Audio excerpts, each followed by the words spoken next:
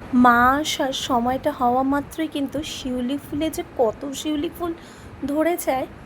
আমার এই কমপ্লেক্সে প্রচুর শিউলি ফুলের গাছ আছে, আর মাটিতে সকালবেলায় বেরিয়ে দেখি কত যে ফুল নিচে পড়ে আছে। ওখান থেকে অনেক কটা যেন আজকে কুড়িয়েও নিয়েছি। খুব ভালো লাগে জলের মধ্যে শিউলি ফুল ঘরে রেখে দিতে সাজিয়ে।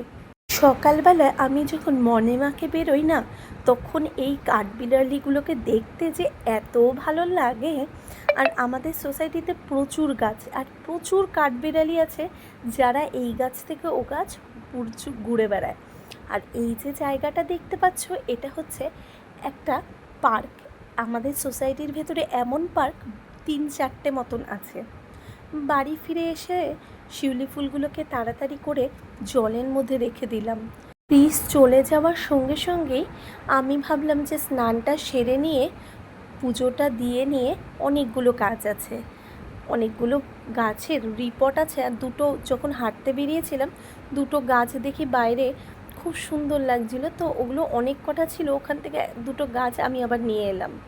আর আজকে আবার কাকুলি এসে নিয়ে বলছে ওর নাকি বাড়িতে কি কাজ আছে, ও তাড়াতাড়ি চলে যাবে। তাই আমি তাড়াতাড়ি করে এই কালো জিরে রসুন পেঁয়াজটাকে ভেজে দিলাম ওকে। আসলে ও তো এই বাটাটা শিলেই বাটে, আসলে আমার এই বাটাটা শিলে খেতেই ভালো লাগে। তাই কিন্তু কালো জিরেটাকে আলাদা করে ভেজে নিয়েছি, আর তারপরে রসুন পেঁয়াজটাকে তেলে ভেজে নিয়ে ওটাকে শিলে বেটে দিল।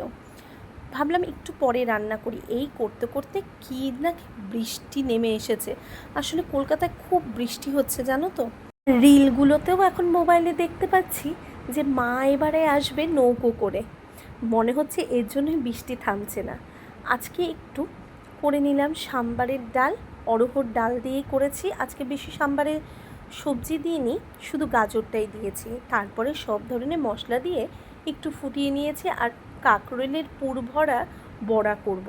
তার জন্য কাঁকরোলের ভেতর থেকে সমস্ত বের করে নিয়েছি, আর কাঁকরোলটাকে সেদ্ধ করে নিয়েছি। তারপরে কড়াতে তেল দিয়ে তাতে পেঁয়াজ কুচি দিয়ে দিলাম, কাঁকরোলের বাটাটা, আর দিয়ে দিচ্ছি ওর মধ্যে একটু গুড়, আর সঙ্গে দিয়ে দিচ্ছি একটু পোস্ত বাটা, কাঁচা লঙ্কা। এই দিয়ে ভাজা ভাজা করে কাঁকরোলের ভেতরে ঢুকিয়ে নিয়ে এপিট ওপিট ভালো করে বেসনের চুবিয়ে নিয়ে ভাজা করে নিলাম।